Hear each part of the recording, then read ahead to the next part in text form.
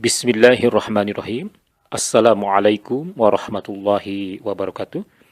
Para pembelajar yang salih, cerdas, dan mulia, Alhamdulillah kita bisa berjumpa kembali di ruang virtual dalam pembelajaran pendidikan agama Islam dan budi pekerti. Semoga kabar Ananda dan keluarga senantiasa dalam kesehatan. Semoga Allah Subhanahu wa Ta'ala senantiasa memberikan keselamatan, keberkahan, keberlimpahan, dan kedamaian jiwa kepada kita semua. Dan insya Allah hari ini kita akan membahas materi yang sangat luar biasa, yaitu saling menasehati di dalam Islam. Kita awali kegiatan belajar kita dengan membaca doa belajar. Bismillahirrahmanirrahim. Allahumma inni as'aluka ilman nafi'a wa rizqan thayyiba wa amalan mutaqabbala.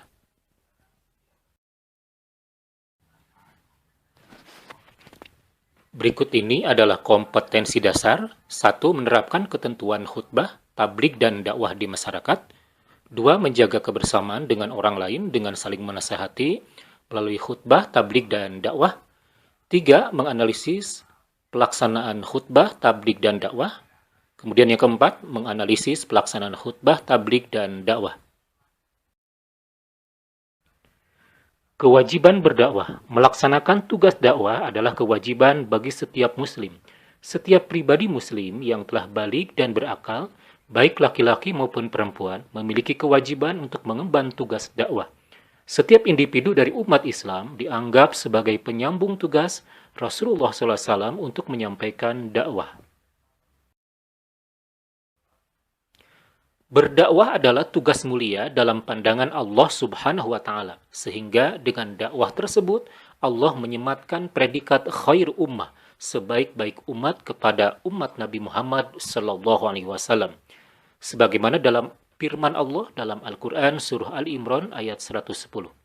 Kuntum khairu ummatin ukhrijat linnasi ta'muruna bil ma'ruf wa tanhauna 'anil munkar wa tu'minuna billah. Kalian adalah umat yang terbaik yang dilahirkan untuk manusia, menyuruh kepada yang ma'ruf dan mencegah dari yang mungkar, dan beriman kepada Allah. Begitupun dalam sabda Nabi, Ballighu anni walau ayah, sampaikan dariku walaupun satu ayat.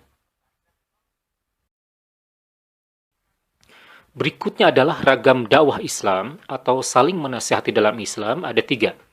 Pertama, khutbah. Yang kedua, tabligh. Dan yang ketiga, dakwah.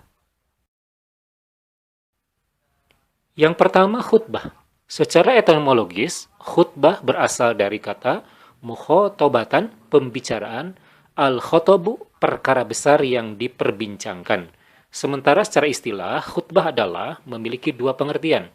A. Menyampaikan pesan tentang takwa sesuai dengan perintah Allah Subhanahu wa Ta'ala dengan syarat dan rukun tertentu.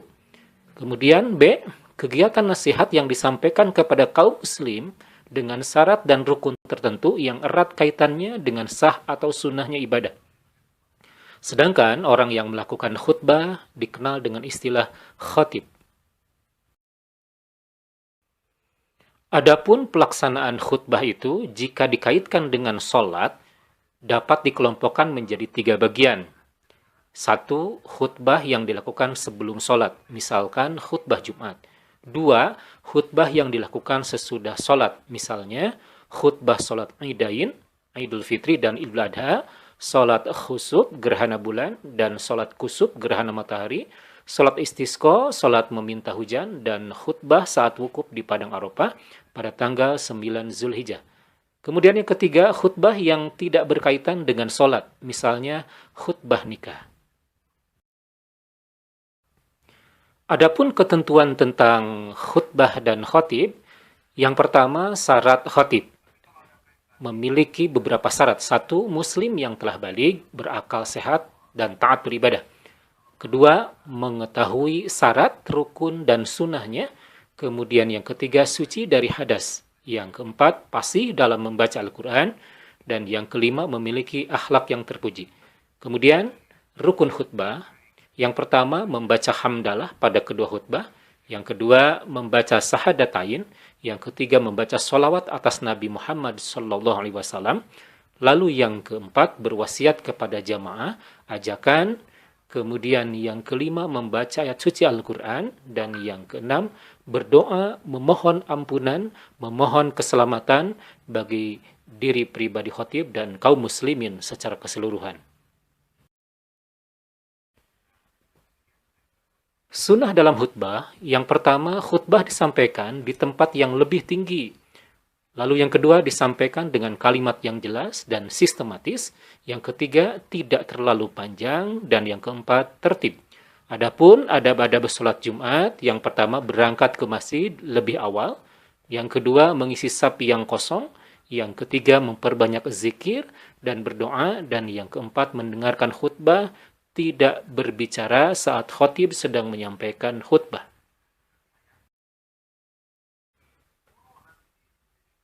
Para pembelajar yang dirahmati Allah Subhanahu wa taala, berikut ini adalah contoh teks khutbah.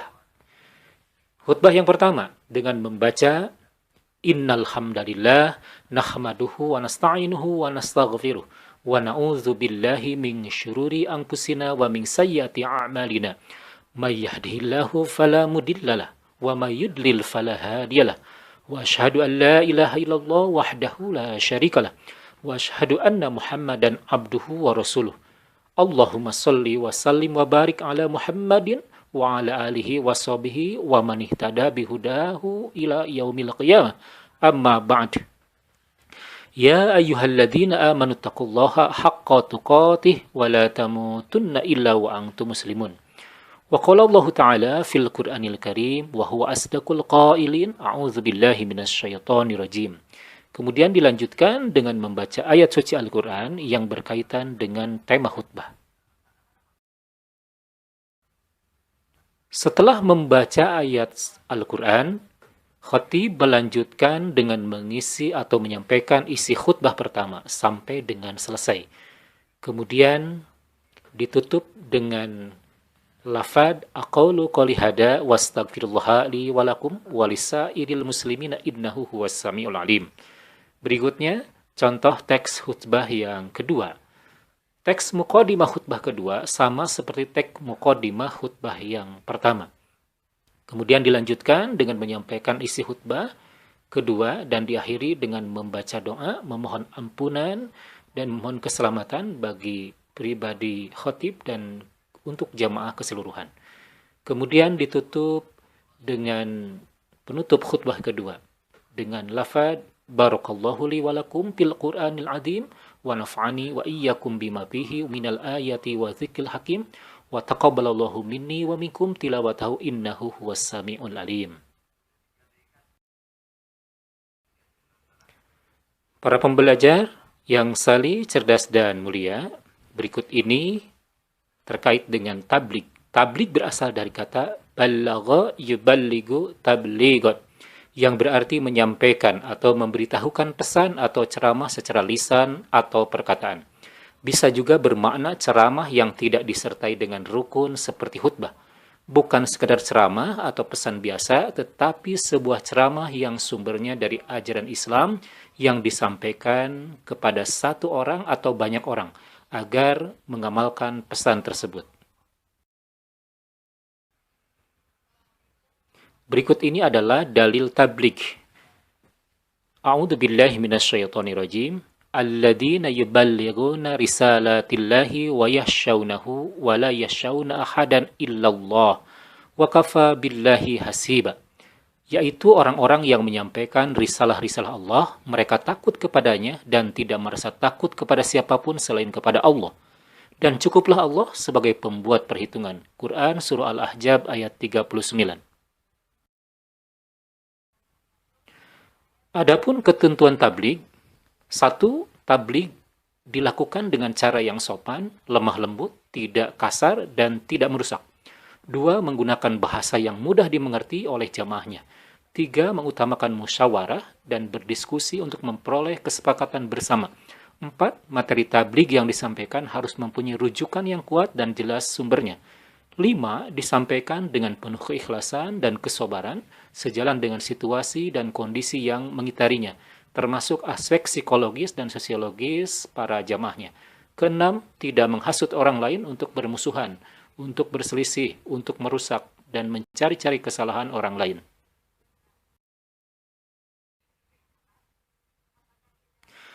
Para pembelajar yang dirahmati Allah Subhanahu wa taala, berikutnya dakwah. Dakwah berasal dari kata da'a yad'u da'watan yang mempunyai arti mengajak, memanggil dan menyeru untuk hal tertentu. Orang yang melakukan orang yang melakukan dakwah disebut dai bagi pendakwah laki-laki dan da'iyah bagi pendakwah perempuan. Dakwah secara istilah adalah setiap kegiatan yang bersifat menyeru, mengajak dan memanggil orang atau kelompok orang untuk beriman kepada Allah Subhanahu wa taala sesuai dengan ajaran akidah, sesuai dengan syariah dan akhlak Islam. Berikut adalah dalil dakwah. A'udzu billahi minasyaitonir rajim. Wal takum minkum ummatu yad'una ilal khairi wa ya'muruna bil ma'ruf wa yanhauna 'anil munkar wa ulaika humul muflihun. Dan hendaklah di antara kamu ada segolongan orang yang menyeru kepada kebaikan, menyuruh berbuat yang ma'ruf dan mencegah dari yang mungkar. Dan mereka itulah orang-orang yang beruntung. Quran Surah Ali Imran ayat 104.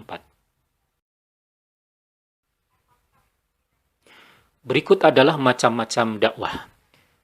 Yang pertama ada dakwah lisan, yakni para mubaligh, pendai, pendakwah, atau khatib menyampaikan pesan-pesan Allah Subhanahu wa taala kepada umat, kepada khalayak.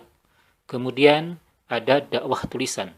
Dakwah tulisan bisa berbentuk artikel atau buku-buku, kemudian poster-poster yang mengajak kepada kebajikan dan menjauhi kepada yang dilarang oleh Allah Subhanahu wa taala. Kemudian yang ketiga ada dakwah keteladanan. Para pendai, khatib memberikan tauladan, memberikan uswah, contoh yang terbaik bagi umat. Berikut adalah metode dakwah yang termaktub di dalam Al-Quran, surah An-Nahl ayat 125.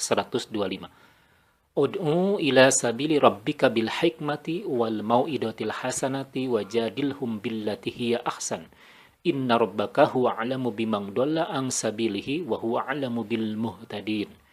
Serulah manusia kepada jalan Tuhanmu dengan hikmah dan pengajaran yang baik, dan berdebatlah dengan mereka dengan cara yang baik.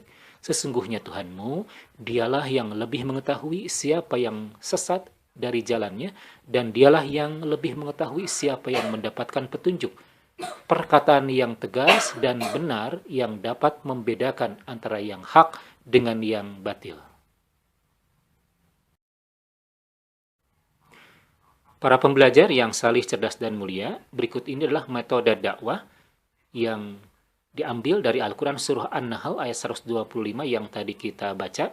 Pertama, berdakwah itu dengan hikmah, dengan memperhatikan keadaan orang-orang di sekitar yang didakwahi. Lalu yang kedua, berdakwah dengan mau'izah bil hasanah, dakwah dengan cara yang santun, menenteramkan, dan menyenangkan. Lalu yang ketiga, berdakwah dengan mujadalah, yakni dakwah dilakukan melalui diskusi, melalui dialog, debat, tetapi harus dengan cara yang baik, cara yang sopan, dan cara yang santun tentunya. Berikut adalah dakwah di era digital. Zaman terus berubah, begitu juga dengan perkembangan dakwah. Ini artinya metode dakwah harus menyesuaikan dengan tantangan dan kondisi objek dakwah. Dan sekarang dikenal dengan metode dakwah digital. Dakwah digital bisa dilakukan dengan berbagai cara, seperti desain, caption, video, rekaman, atau podcast, melalui YouTube, melalui Instagram, Facebook, dan lain sebagainya. Ada juga yang dinamakan dengan dakwah kultural. Dakwah kultural merupakan upaya menanamkan nilai-nilai Islam dalam seluruh dimensi kehidupan dengan memperhatikan potensi dan kecenderungan manusia sebagai makhluk budaya secara luas dalam rangka mewujudkan masyarakat Islam yang sebenar-benarnya. Para pembelajar yang salih, cerdas, dan mulia, berikut adalah perbedaan antara khutbah dan dakwah. Khutbah terikat oleh syarat dan rukun, sementara dakwah tidak terikat pada aturan yang baku. Khutbah tempatnya di masjid atau di lapangan, sementara dakwah bisa dilakukan di mana saja.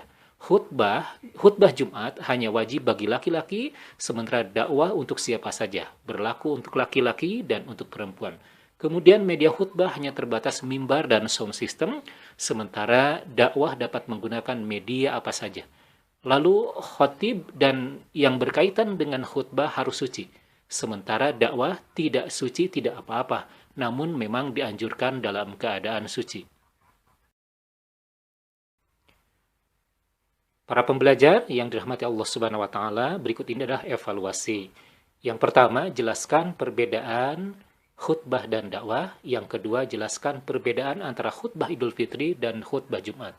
Yang ketiga, jelaskan macam-macam bentuk dan metode dakwah. Yang keempat, dakwah seperti apa yang sesuai dengan lingkungan tempat tinggal Ananda pada saat ini. Mohon dijelaskan. Berikut ini anak-anakku yang salih, cerdas, dan mulia, ada tugas dakwah digital yang harus Ananda kerjakan. 1. Buatlah video berdurasi 1-5 menit yang berisi tentang pesan-pesan dakwah. 2. Pesan dakwah bisa berbentuk ceramah singkat, video klip, cover lagu religi, dan lain-lain. Hasil karya Ananda silahkan di-upload, diposting di media aplikasi LMS Learning Management System SMA Negeri 2 Mulut Bandung.